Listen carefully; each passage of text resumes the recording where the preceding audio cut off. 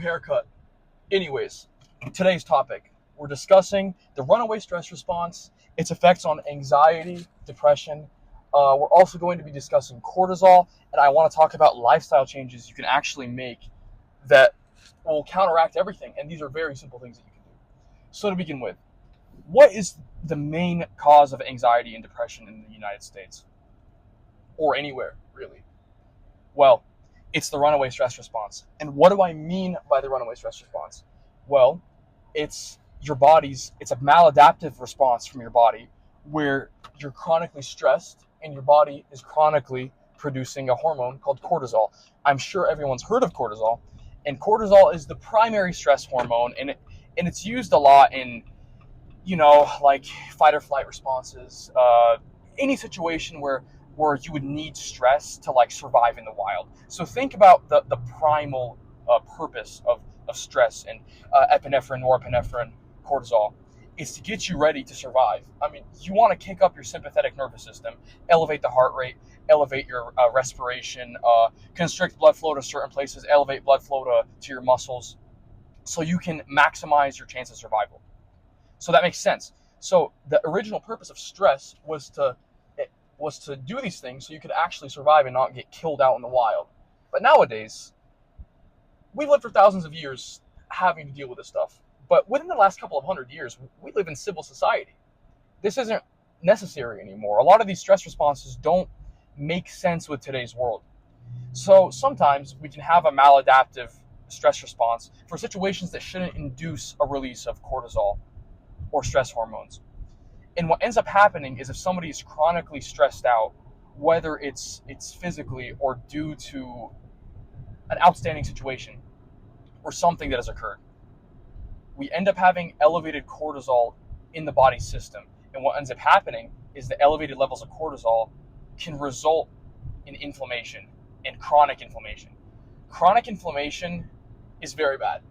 Inflammation is a good thing for fighting diseases at first or combating injuries. I mean, this is B-cell, T-cell science in terms of, and your body's natural defense systems. But chronic inflammation isn't good. Chronic inflammation kind of causes, I want to put this in simple terms that make sense. It's the product of excess and chronic stress that kind of puts your body in a perpetual sick mode. And this is an oversimplification by far. But what does it do? And what it does matters. I'm not going to discuss the mechanism, but what it does. So what chronic inflammation does is put you into sick mode. And this sort of sick mode can cause you to be biased more towards negative feelings, and it keeps the stress like elevated, and it's just nasty. It affects your cognitive function. It can actually even affect your gut microbiome, which is even related to how you feel and all that. And it can be a precursor for anxiety and depression, and it elevates the chances of developing these sort of like mental health disorders. So what should we do to stop this? Well, lifestyle changes are actually very effective at reducing cortisol, reducing inflammation, and something I didn't discuss was brain health as well. And I'm talking physical brain health. Elevated cortisol actually reduces the expression of something called BDNF, brain-derived neurotrophic factor. This is one of the primary, let's just call it a chemical. It might be a hormone, but this is one of the primary chemicals involved in repairing your brain from oxidative stress. This is the natural process of, like, I don't want to say aging, but damage that your brain cells and neurons undergo throughout the day. And even your regular cells undergo oxidative stress daily. And it gets repaired through your sleep. Cortisol reduces expression of BDNF. And as a result, it reduces neuroplasticity, which is your brain's ability to change and adapt and learn things. And the chronic inflammation stops that, which is not good. I mean, you don't want reduced BDNF. That means you're not getting like repair of oxidative stress when you're sleeping. This is bad. You have damaged neural systems. You have damaged like pathways in your brain. This isn't good. This can affect everything. I'm talking reward pathways, And of course, there could be connections to anxiety and depression that you don't know about. Okay, so how do we fix this? Well, guess what? Exercise and cardio are great at increasing expression of BDNF, reducing inflammation, reducing cortisol expression. It kind of gives you an outlet to release that built up stress and the stress response, because it gives you an outlet to think about it like this. How did we get rid of our stress in the past? Like when we were barbarians, Neanderthals running around in caves and stuff, and you're getting chased by a lion and you're stressed out. You run away and you escape. And after doing all that physical activity, your body needs to, okay, we're good now. We need to calm down. Our heart rate needs to come back down. We need to recover. We need to rest. We need to relax. Your parasympathetic nervous system gets activated. And that's as a result of exercise, or if that results from exercise. We can still apply this now. By going and doing exercise, you've heard that it reduces stress. Well, the reason that it does is because your body kind of has an outlet, I guess. This is another simple way of explaining it. It's an outlet to get everything out of your system. Then your body's like, okay, it's time to calm down.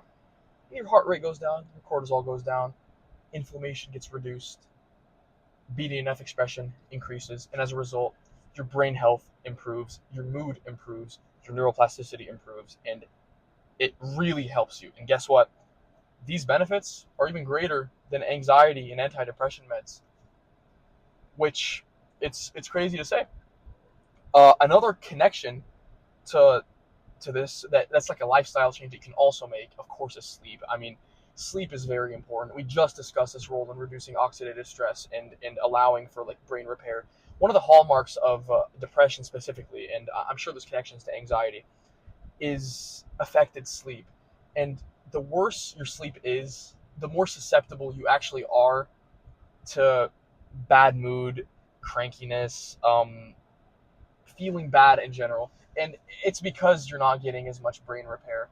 Another simple way of explaining it, but we don't want to get too deep into the pathways. Omega-3 fatty acid supplementation is another great way to help. I would caution against diving into that without just discussing this with a physician, because it can have some slightly antidepressive effects on some people, but it's not very common at all. So I would consult a physician before taking an omega-3 supplement.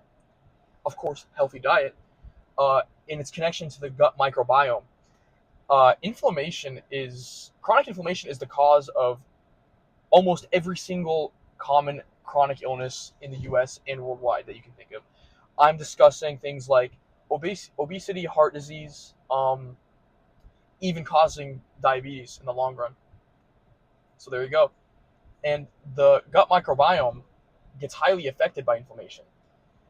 The bacteria in your gut that are actually foreign to our bodies, but are symbiotic to us, thrive off of soluble fiber and digesting what I want to just call generally healthy foods. And they actually connect to our brain through the vagus nerve. So you don't need to worry about the physiology, but the point is, the health of those bacteria can affect our mood. When you're giving them sugars and crazy trashy like carbohydrates and stuff like that, you might start growing some bad bacteria in there that thrives off of sugars and carbs. And as a result, you're getting a lot of toxicity and stuff released in there, and then the stress caused by those bacterial cells onto your gut and your microbiome, as it gets damaged, can cause your brain to be chronically stressed because of actually what you ate, which is insane. I mean, you don't think about it, but I would suggest eating more soluble fiber. Fruits, vegetables are great, and avoiding an excess of sugar and carbs. It's okay to have the stuff in moderation, but please. So remember, soluble fiber is great. Omega-6 fatty acids. So we discussed omega-3 fatty acids. What are omega-6 fatty acids? These are actually the inflammatory fatty acids that you want to avoid eating in your diet.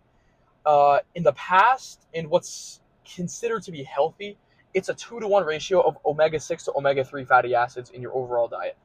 This is kind of the Mediterranean diet ratio, and it's what we think is the healthy ratio of fatty acids in your body. Do you know what the average ratio is for an American in the United States? 20-to-1 omega-6 to omega-3. Omega-6 fatty acids are actually involved and related to inflammatory pathways, while omega-3 fatty acids generally are more related to suppression of inflammatory pathways in your body. So there you go. Reduce your intake of omega-6 fatty acids because inflammation is the cause of stress, it's the cause of chronic diseases, and it just doesn't feel good. There you go. Another lifestyle change you can make is exposure to sunlight. It actually has a connection to your brain through your eye. So your optic nerve actually lies in front of your retina, if you didn't know that. And this actually connects to sleep. So I should have mentioned this earlier. By getting exposure to sunlight in the morning, there's something in your eye called the suprachiasmatic nucleus, I believe. This helps kind of set your body's clock to be like, okay, it's morning, so that it knows that by the end of the day, after a certain amount of time has passed, okay, we're reaching nighttime, it's time to sleep. So, body clock. Don't worry about it too much. Sunlight exposure in the morning is good. So we've discussed cardio, we discussed diet, we've discussed omega-6 fatty acids and omega-3s. We discussed sleep, which I didn't mention this. 8.5 hours is generally a good rule of thumb. That's what the average American actually needs, and most people are deprived of it. And, of course, this one should be obvious. Social communication and involvement. Having social connection and a support system is the biggest preventer of anxiety and depression. So if you don't have something like that, I urge you to please look for that, or at least maybe you don't recognize that you have that in your life. So that one's a little bit tougher, and it's something that I can't really address very much because I'm not a professional. But the other things, I believe, are very simple steps that everyone can take, especially the exercise part. Exercise is so beneficial. There are multiple studies with thousands of samples. I don't have them right now, like specifically. I look them up, you will find them. They have found that exercise is so much more beneficial than antidepressants. Did you know that placebo had the same exact like reduction in anxiety and depression as antidepressants did? And I believe exercise actually beats it out. So there you go. The main idea is don't kill yourself with the exercise. Do a healthy amount of cardio. If you leave the gym feeling nauseous and like you're going to die, you did too much. But if you did a good amount to get your heart rate elevated, then that's enough. And it's good. And again, 5 times a week, 30 minutes a day, or 30 minutes every day. Hey, the more you do, the better. The merrier. That's good for you. Hey, being outdoors too. There's actually a bacteria that floats around from the soil. I'm forgetting its name. But there's a bacteria that comes out of the soil and kind of floats around the air that when you inhale it, actually improves your mood as well. So, I mean, it seems very simple, but the basic things in life that you can do can make the biggest differences. So that's the takeaway I want you guys to take from this. I hope you guys enjoyed today's video. I hope you guys, like the haircut. Yeah. But that's enough for now. This video will probably come out in a few days. I recorded this also on the same day as the other 2 videos, as you may notice. But thanks, guys. Do your cardio. Peace.